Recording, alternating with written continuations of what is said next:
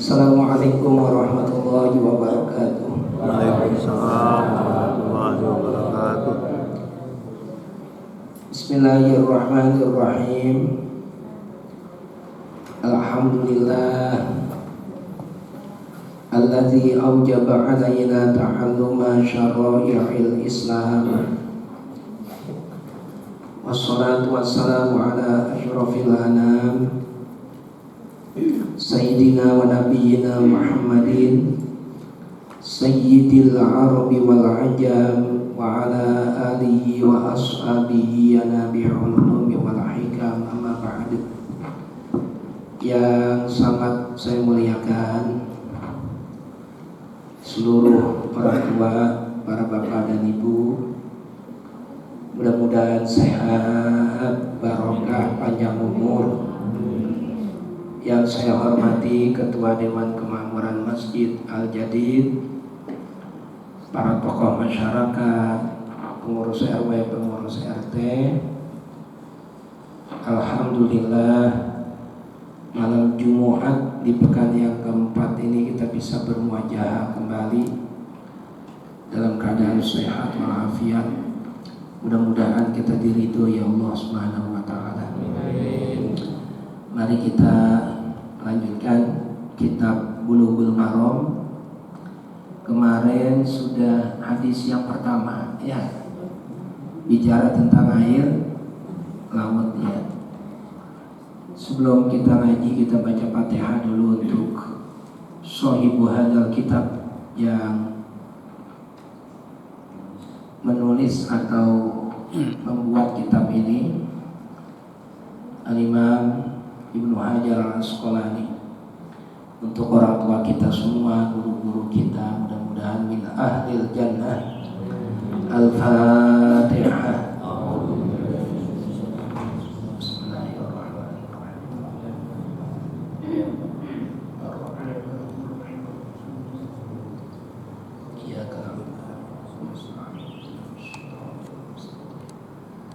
Syuratul ladzina an'amta 'alaihim ghairil maghdubi 'alaihim waladdallin. Rabbighfirli wa liwalidayya wa lil mu'minina. Hadis yang kedua. Bismillahirrahmanirrahim. An Abi Sa'id al-Khudri radhiyallahu anhu. Dari Abu Sa'id Al-Khudri radhiyallahu anhu. Nama aslinya adalah Sa'ad bin Malik bin Sinan Al-Khudri. Pokoknya kita gampang aja, pokok kalau depan itu Abu itu bukan nama, itu namanya kunyah. Kemarin kita sebut Abu Bakar, ya. Nama aslinya siapa? Abu Bakar, nama aslinya Abdul Ka'bah. Tapi kemudian diganti sama Nabi menjadi Abdullah bin Abi Quhafa. Abu Hurairah, nama aslinya Abdurrahman bin Sakhar. Nah, ini Abu Sa'id Al-Khudri, nama aslinya adalah Sa'ad bin Malik bin Sinan radhiyallahu anhu qala, berkata Abu Sa'id Al-Khudri, qala Rasulullah sallallahu alaihi wasallam, Gusti Nabi Muhammad sallallahu alaihi wasallam bersabda, dawuh, innal ma'a, sesungguhnya air, tahurun, itu suci, mensucikan, la yunajjisuhu syai'un, tidak ada yang bisa menjadikan air itu menjadi najis. Akhrajahu salasa wa sahhahu Ahmad. Hadis sahih diriwayatkan oleh Imam Ahmad. Ini jangan langsung kita pahami secara tekstual bahwa Nabi mengatakan air itu hukumnya suci, mensucikan, tidak ada yang bisa menjadikan air itu najis. Karena hadis ini berkaitan dengan pertanyaan sahabat tentang sumur yang bernama Bidoah. Ada yang baca Bidoah, ada yang baca Bidoah. Monggo, dua-duanya benar. Sumur itu besar sekali. Ada di zaman Nabi. Sumurnya gede, airnya berlimpah. Nah, di sumur itu kadang, mohon maaf, diminum oleh anjing, minum. Orang perempuan haid mencuci di situ. Ya, macam-macam. Jadi untuk banyak terpakai, baik untuk membersihkan bekas darah haid perempuan, mandi dan lain-lain, termasuk anjing, kucing minum di situ. Lantas para sahabat bertanya, bagaimana ya Rasulullah tentang air itu? Air apa? Sumur Bidoah itu, yang volumenya besar, gede. Dijawab sama Nabi, innal ma'a, sesungguhnya air itu la yunajjisuhu, tahurun, suci, mensucikan, la yunajjisuhu, tidak bisa jadi najis. Syai'un, sesuatu apapun gak bisa jadiinnya najis. Kenapa? Karena airnya banyak, sumurnya besar. Ulama kemudian istinbatul hukmi, mengambil kesimpulan hukum. Kalau airnya banyak, tempatnya besar, itu disebut air yang telah mencapai 2 kula. Kalau air yang telah mencapai 2 kula, maka air itu tidak bisa menjadi najis, kecuali apabila telah berubah salah satu dari 3 sifatnya. Ada kalanya baunya, ada kalanya warnanya, ada kalanya rasanya. Nah, kalau berubah, ya dihukumi najis, walaupun airnya banyak. Dulu saya pernah di pondok nih, Pak. Asal buka keran, kok bau bangke airnya itu, nggak kayak biasanya. Kita cari, kita telusuri, ternyata maaf beribu maaf, di dalam sumur, kalau di Jawa itu kan sumurnya sumur besar tuh yang digali dia, itu yang dikerek itu. Cuma sekarang karena modern ditanam jet pump di bawahnya. Nah, jadi sedotannya gede sekali, karena jet pump langsung ambil dari sumber air yang ada di sumur. Ternyata di dalam sumur itu ada bangkai kucing. Kucing nyemplung ke situ, mati entah udah berapa hari. Jadi bau dan airnya najis kalau kayak gitu. Karena telah berubah apanya? Sifatnya. Baunya sudah bau, ya tentu saja rasanya juga ya beda. Udah nggak jernih lagi, udah nggak segar lagi. Jadi pernah merasakan itu air bekas bangkai kucing. Tapi ya santri ya, enjoy aja, santai aja kalau santri. Nah, terus bagaimana? Ya kucingnya kita angkat, kita buang, itu kita kuras, kita bersihkan. Karena ini kan semakin disedot ya airnya semakin nambah, ya sampai sifatnya itu hilang, sampai baunya hilang, sampai rasanya hilang. Ketika sudah tidak bau lagi ya sudah suci berarti airnya. Karena gak mungkin kita nguras air sumur, sebab dikuras, dikeluarkan dari bawahnya tetap menyumber, ya kan? Nah, tetap menyumber. Nah, itu ketika sifatnya sudah hilang, air itu kembali lagi menjadi suci. Kalau tidak berubah seperti ini, yang dijilat anjing, dibuat bersihin darah haid perempuan, airnya tidak berubah, maka tetap dihukumi suci. Air itu ada 2. Ada air yang sedikit, air sedikit itu yang tidak mencapai 2 kula. Nah, kalau ini ketika kecemplungan najis ya sudah najis, walaupun tidak berubah. Ibu masak sayur asem, kuahnya banyak, dari atas diberakin tikus, plung, ya sudah itu nggak kemakan, karena tai tikusnya nyampur di kuah sayur. Tidak termakan, itu dibuang gitu. Nggak bisa disucikan bagaimana? Mau ditambahin air jadi 2 pula, siapa yang mau makan? Air asam banyak kayak gitu, terbuang. Kecuali kalau jamin. Jamin itu bentuknya tidak cair, padat. Ibu bikin bubur merah, bubur putih, mau ganti nama atau tambahan nama. Namanya siapa? Sunarto. Oh, ditambahi biar tambah barokah, tambahin Muhammad Sunarto misalnya, contoh. Ya, terus sebagai bentuk rasa syukurnya bikin bubur putih, bubur merah. Buburnya jadi dimerahin tikus. Belum di atas bubur ada tai tikus. Kerok bagian yang ada tainya. Dikerok, seret, dibuang. Selebihnya boleh dimakan karena tidak cair. Itu jamit atau tidak cair, padat, dibuang. Jamit itu tidak cair. Nah, kalau di sayur bagaimana? Begitu plung menyebar kemana-mana. Dan tidak mungkin ibu nyayur sampai 2 pula, itu nggak mungkin. Pertanyaannya 2 pula itu berapa? Ini kan kita punya kolam mungkin di rumah. Kolam kita telah mencapai 2 pula apa tidak? Ini kita buka di kitab Ibanatul Ahkam yang mensyarahi kitab Bulughul Maram. Kita baca ya. Yang disebut dengan 2 pula itu salah satu nuatis una so'an wa salah satu amdadin. Salah satu nuatis una so'an 93 sok.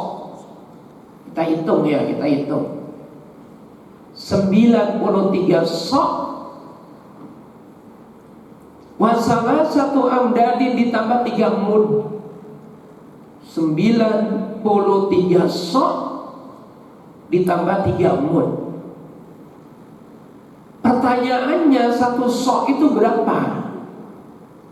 1 sok itu 4 mud. Ingat-ingat, 1 sok itu 4 mud. 1 mud berapa? 1 mud itu 1 liter. Segampangannya. Makanya kita zakat fitrah kan 1 sok, 1 liter kurang gitu. Ya kita bulatkan aja 1 liter.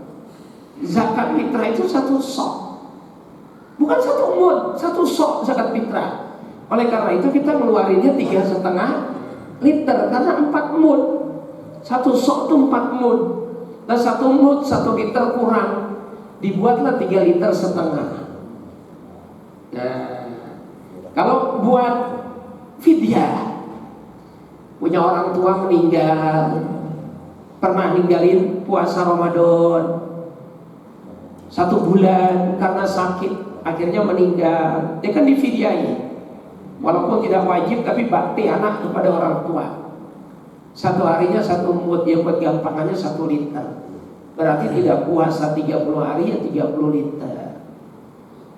Banyak yang nanya, Mang, kalau orang tua kita meninggal, apakah perlu difidyahi? Nah, ini penting. Nanti keterangannya bisa kita temukan di kitab Fathul Mu'in, karya Al-Imam Zainuddin Ibn Abdul Aziz bin Ali bin Zainuddin Al-Malibari Al-Fanani. Di kitab Fathul Mu'in itu keterangannya begini: man mata wa alaihi tarkus sholati wa tarkus siyami lam yubda wa lam yufda. Orang yang meninggal dunia, kalau di Betawi meninggal difidyahin nggak banyak? Difidyahin. Nah, ini kita buka kitab Fathul Mu'in. Orang yang meninggal dunia, itu meninggalkan utang puasa, meninggalkan utang sholat.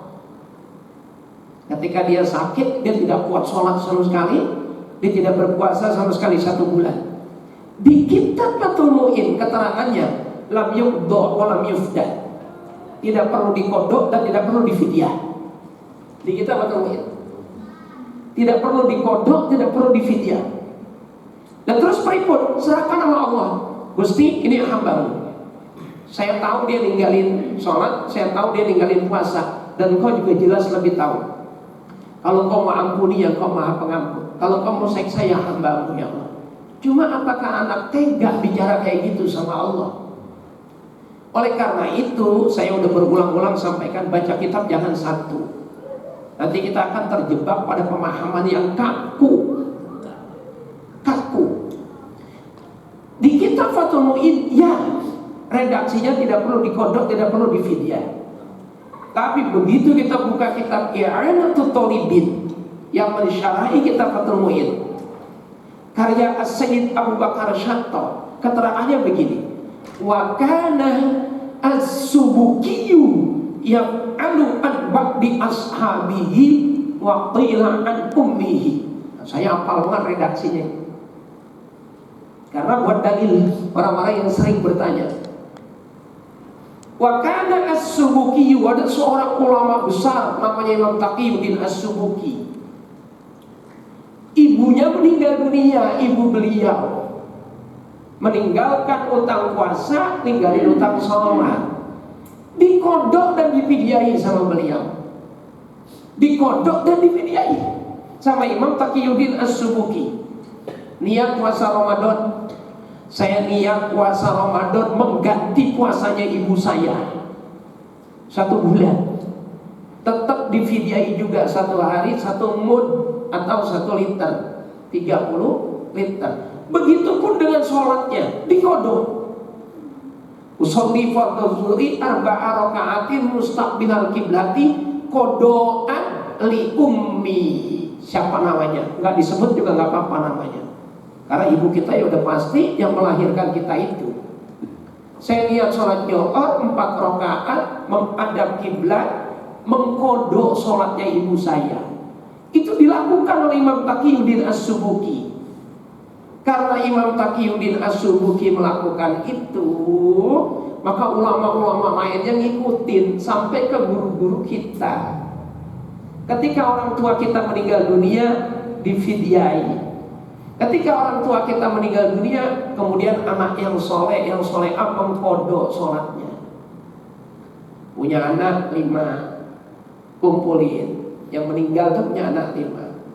Yang paling tua ngomong, adik-adik, ibu atau bapak kita wafat. Kita tahu bersama beliau tidak puasa 1 bulan. Beliau juga ninggalin sholat sekian hari. Yuk dihitung yuk, berapa hari tidak sholat? Oh 15 hari, berarti 15 dikali 5. Oke, 15 kali 5. Tidak puasa berapa hari? 1 bulan. Ya sudah, tidak puasa 1 bulan. Kalau anaknya 5, berarti dibagi 30 dibagi 5, 6. Kamu puasa 6 hari, kamu 6 hari, kamu 6 hari, kamu 6 hari. Saya yang paling tua juga 6 hari. Diniatin mengganti puasanya ibu dan setiap hari difidyai. Ngikutin siapa? Taqiyuddin As-Subuki, ulama besar. Sholatnya diganti juga. Aku niat sholat diatur, berarti ya sudah, berarti 15 kali Johor, 15 kali Asar, 15 kali Maghrib, 15 kali Isya, 15 kali Subuh. Kamu anak kedua, kamu Isya. Kamu anak yang ketiga, kamu Johor.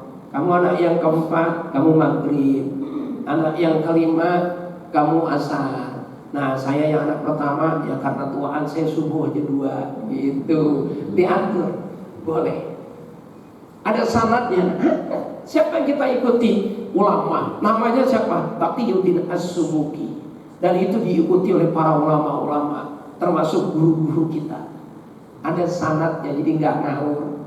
Kayak kita tuh kalau maulid Nabi, Ma'alul Qiyam kan berdiri ya. Ma'alul Qiyam berdiri ya. Tola'al badru alaina, berdiri. Itu berdiri ngikutin siapa? Pertanyaannya. Ikutin siapa? Jawabannya ulama. Siapa yang kita ikutin? Taqiyuddin As-Subuki, Imam Taqiyuddin As-Subuki. Orang yang pertama kali berdiri saat Ma'alul Qiyam. Tuh, jadi ada sanad keilmuannya itu sampai kepada beliau. Dari guru-guru kita, guru-gurunya, guru-gurunya, guru-gurunya, guru-gurunya, sampai ke Taqiyuddin As-Subuki. Berulang-ulang saya sampaikan, maaf, beribu maaf, bukan sombong. Hari Senin, Selasa kemarin saya ada di Kudus, Jawa Tengah. Saya nyetir sendiri pulang pergi sama anak istri. Ya, nemuin kiai saya masih ada. Saya kangen sama kiai ya saya datang. Idul Fitri saya nggak datang, Idul Adha saya datang.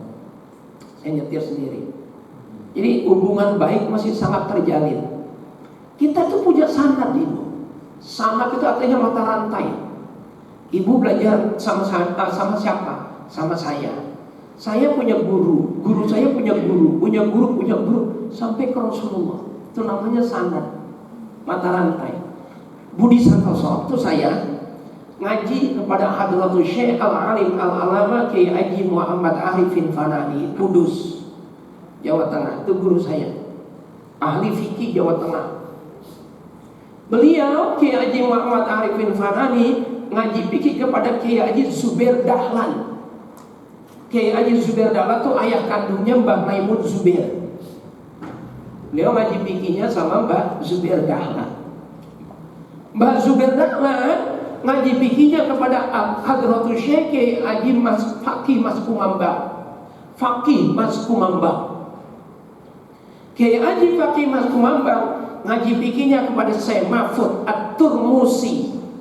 Nah, Syekh Mahfud At-Turmusi itu satu zaman dengan Syekh Nawawi Al-Bantani. Syekh Mahfud At-Turmusi ngaji fikihnya kepada Sayyid Abu Bakar Syatto yang punya I'anatul Thalibin. Syekh Abu Bakar Syatto punya guru Al-Imam Zainuddin bin Abdul Aziz bin Ali bin Zainuddin Al-Fanani. Al-Imam Al-Fanani punya guru namanya Ibnu Hajar Al-Haytami. Ibnu Hajar Al-Haytami punya guru namanya Zakaria Al-Ansori.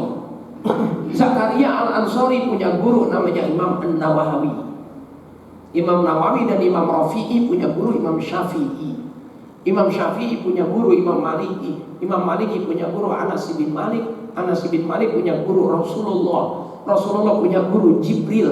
Jibril punya guru Allah. Ini namanya mata rantai. Jadi apa yang kita sampaikan itu ada sanadnya. Tidak asal dari mulut seorang Budi Santoso, tidak. Enggak. Ada nggak dalilnya? Ada. Ada nggak kitabnya? Ada. Ada nggak yang diikuti? Ada. Yang diikuti siapa? Ulama. Emang boleh kita ngikutin ulama? Nabi yang memerintahkan. Apa kata Nabi? Al ulama warasatul anbiya. Ulama itu pewaris Nabi. Maka ketika kita ngikutin ulama, hakikatnya kita ngikutin Rasulullah. Tuh, kan sanadnya sampai kepada Rasulullah, bersambung sampai kepada Nabi. Jadi kalau ada yang meninggal dunia, dipityai boleh. Umpama bukan yang bukan apa-apa. Udah, saya mah gak mau pityain. Udah biarin orang tua saya terserah Allah. Diampuni, alhamdulillah. Tidak diampuni, wah hambanya Allah. Ya tidak apa-apa, itu hak. Cuma kalau ada yang mengeluarkan fidyah, ada dalilnya juga, ada sanadnya juga. Karena enak kalau begini. Jadinya kita tidak kaku, tidak gampang menjustifikasi orang itu salah. Tidak, ternyata ada sanadnya semuanya. Yang mengatakan tidak usah dipidyai juga ada. Di kitab Fathul Mu'in itu mengatakan tidak perlu dikodok dan tidak perlu difidyai. Nanti kita akan pelajari banyak. Seperti sholat ada yang tangannya begini-gini. Nah iya kan? Itu ada hadisnya. Jadi kita jangan mencela. Ada hadisnya. Riwayat Imam Al-Baihaqi yang tahiyatnya tangannya digerak-gerak, itu ada hadisnya. Ini hadis diriwayatkan oleh Imam Baihaqi. Dan Imam Baihaqi menyatakan itu hadis sahih. Tapi yang tidak digerak-gerakkan, yang lurus begini, itu juga ada hadisnya. Hadisnya riwayat Imam Muslim. Dan menyatakan yang gerak-gerak begini di kitab Al-Baijuri adalah hadis yang dhaif. Artinya sama-sama punya hujjah, punya argumentasi. Kalau kita udah tahu yang digerak-gerakkan begini teman kita, ya berarti ngikutin hadis riwayat Imam Baihaqi walaupun dinilai dhaif. Yang tidak begini berarti ngikutin hadis riwayat Imam Muslim. Sehingga kita tidak gampang menghukumi orang lain salah. Tuh, enak kan? Kalau kita tahu tuh enak. Orang kalau kata Prabu Angling Dharma, Prabu Angling Dharma ada di mana? Daerah Banyuwangi. Boten. Boten. Daerah mana? Boten. Daerah Jawa Tengah. Jawa Timur itu ya Allah, yang namanya dua, bukan Surabaya bukan, Bojonegoro. Bojonegoro, apa angel ya? Bojonegoro. Itu Pelabuhan Linggarma bilang itu orang kalau baru punya ilmu sejumput maka akan mengira air kobokan adalah lautan yang luas. Kalau baru punya ilmu sejumput akan mengatakan lautan yang luas. Artinya merasa udah paling segalanya. Yang tidak cocok sama dia, yang tidak sama pasti salah. Nah, itu ketahuan, tapi pengetahuannya sedikit. Ketika pengetahuan kita bertambah semakin luas, semakin banyak, kita justru akan menjadi pribadi yang merasa tidak tahu apa-apa. Ternyata ilmu Allah itu sangat luas. Di dalam Al-Quran Allah berfirman, wa ma utitum minal ilmi illa qalila. Yang kita punya itu cuma sedikit. Lautan ilmunya Allah begitu luas. Ibarat jarum yang ditaruh di lautan kemudian diangkat. Di ujung jarum inilah ilmu kita. Jangan merasa banyak, masih ada lautan luas yang belum kita selami. Jadi kita bijak, insya Allah. Insya Allah, insya Allah. Titik. Kita kembali lagi. Kembali ke mood. Jadi berapa sok tadi? 93 sok ditambah 3 mood. 1 sok pinter loh? 4 mood. 1 mood pinter? 1 liter. Ya tinggal kita kali 93 dikali 4. Ketemunya berapa? 372. Wah pinter. Pantas jadi bendahara ini. Cepat hitung-hitungannya. 93 dikali 4 372. 372 apa? Mood atau liter. Karena soalnya sudah kita jadikan mood. Berarti 372 liter ditambah 3 mood atau ditambah 3 liter. Jadi totalnya 375 liter. Nah itu air 2 kula. Jadi kalau ada air sebanyak itu kecemplungan tai tikus, plung. Selama airnya tidak berubah 3 sifatnya, baunya, warnanya, dan rasanya, air itu aman. Boleh dibuat wudhu, boleh dibuat mandi, boleh dibuat macam-macam. Tapi kalau air itu kurang dari 375 liter, kecemplungan najis, plung, ini nggak bisa dipakai. Harus dibersihkan, harus disucikan. Karena air sedikit ketibanan najis, hukumnya menjadi najis. Paham ya? Jelas ini ya? Alhamdulillah. Barangkali ada yang mau nanya, sampai sini dulu. Ibu, monggo. Pada ngobrol tak ibu-ibunya. Ibu-ibu khusyuk. Silakan Pak. Kayak arisan. Baik. Mau tanya nih Pak Ustaz. Ya. Orang tua kita tuh udah meninggal. Cuma kan kita tidak tahu berapa banyak sholat yang pernah ditinggalkan atau berapa banyak puasa yang pernah ditinggalkan. Lalu bagaimana kita membayar fidyah atau mengqada sholatnya? Bagus sekali Pak Haji. Kalau tidak tahu itu tidak dihukumi sebetulnya ya. Yang dihukum itu orang yang tahu. Artinya berbuat saja sampai kita betul-betul merasa sudah cukup. Berbuat saja. Saya waktu ibu saya meninggal, saya ada di Madinah tahun 2023 kemarin. Bulannya bulan Oktober, tanggal 13 Oktober, hari Jumat, bertepatan dengan tanggal 27 Rabiul Awal.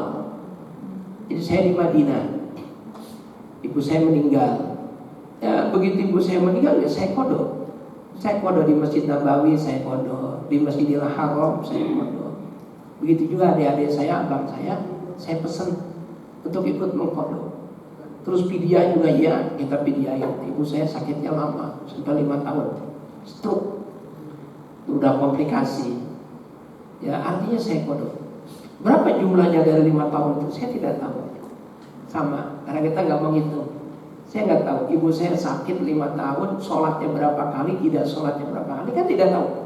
Ya sudah, saya kerjakan semampu saya, sekuat saya, seyakin saya. Selebihnya kita serahkan sama Allah. Jadi nggak harus bilangan pastinya berapa, karena kita memang tidak tahu. Gitu Wadi ya. Jangan lagi sholat mengganti orang lain. Orang lain artinya bukan diri kita. Wong diri kita sendiri punya kemungkinan pernah ninggalin sholat. Dikodok.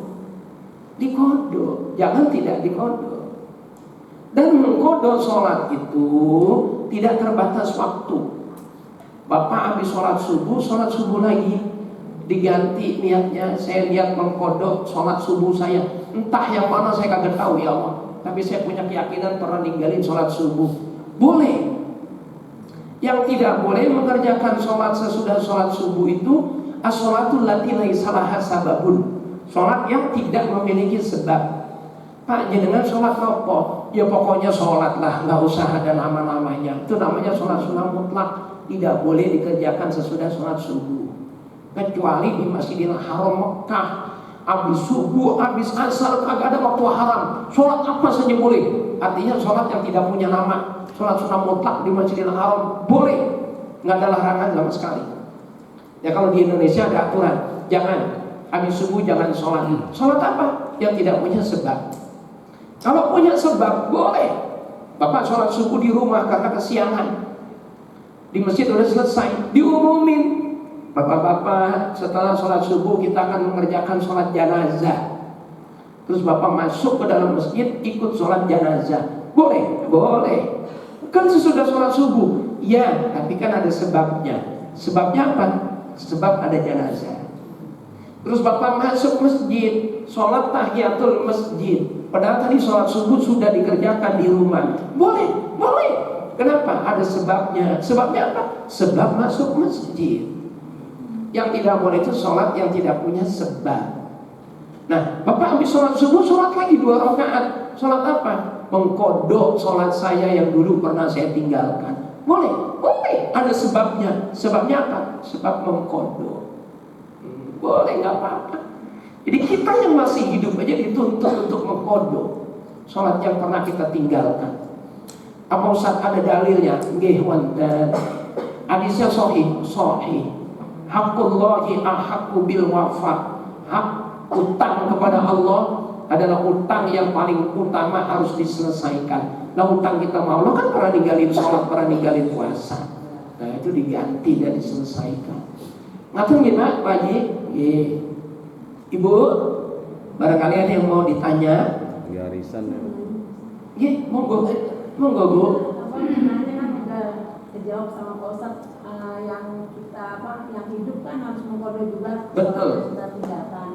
Yang pertanyaan saya itu seperti kayak subuh tadi kan, mengkodoknya harus sekali aja apa harus bisa Berulang kali. Berulang kali. Semampunya ibu, semampu ibu. Mengkodok tidak terbatas. Ibu mengkodok sholat subuh di waktu zuhur saja boleh. Ibu mengkodok sholat zuhur di waktu maghrib boleh, karena sifatnya mengkodok, mengganti. Nah, kenapa saya contohkan habis sholat subuh lagi buat gampangin. Ntar habis sholat zuhur lagi mengganti yang dulu kita pernah ninggal. Ya kalau yang nggak pernah ninggalin sholat ya nggak usah, ya ba'diyah saja. Ba'diyah. Nanti boleh kita temukan di kitab Taqiyul Qaulil Hasis. Sholat sunnah itu tidak bisa menggantikan sholat wajib. Walaupun kita kerjakan 1 hari 1000 rakaat, nggak bisa. Jadi kita pernah ninggalin sholat isya. Ya Allah, saya mau ganti sholat isya saya dengan sholat sunnah 1000 rakaat, nggak bisa. Sholat sunnah itu untuk menambal sholat wajib kita yang kurang sempurna. Contoh, sholat wajib tidak khusyuk, naruh kunci motor, lupa, udah muring-muring, istrinya dimarahi, anaknya dimarahi. Memang tadi saya taruh sini, kalau nggak dipindahin nggak mungkin hilang ini. Kamu nih, marah-marah. Begitu sholat ingat, ya Allah, iya kunci motornya saya taruh. Ada yang kayak gitu? Banyak. Sholat kita kan nggak sempurna. Nah, disempurnakan dengan sholat sunnah. Tetapi kalau kita meninggalkan sholat wajib, nggak bisa ditambal dengan sholat sunnah. Harus dikodok. Nah, kenapa saya contohkan habis sholat subuh lagi? Untuk memudahkan. Ya adapun kita mau kerjakan di waktu senggangnya kita nggih monggo, mboten napa-napa. Ngaten nggih, Bu? Nggih. Ada lagi? Boleh lagi. Seingat saya waktu masih kecil itu di setiap bulan Ramadan orang-orang kita Iya. dengan waktu sholat isya selesai tarawih setelah pemberian. Nah itu sebelum sholat tarawih sholat qada dulu. Hari subuh baru sholat satu itu. Yang kedua ini ketika sholat lain, sholat malam sebelum kita berkata sunnah itu kita kerjakan juga qada sholat itu. Dari subuh ada satu waktu subuh, sholat asar, Bisa. kemudian kita berhijab.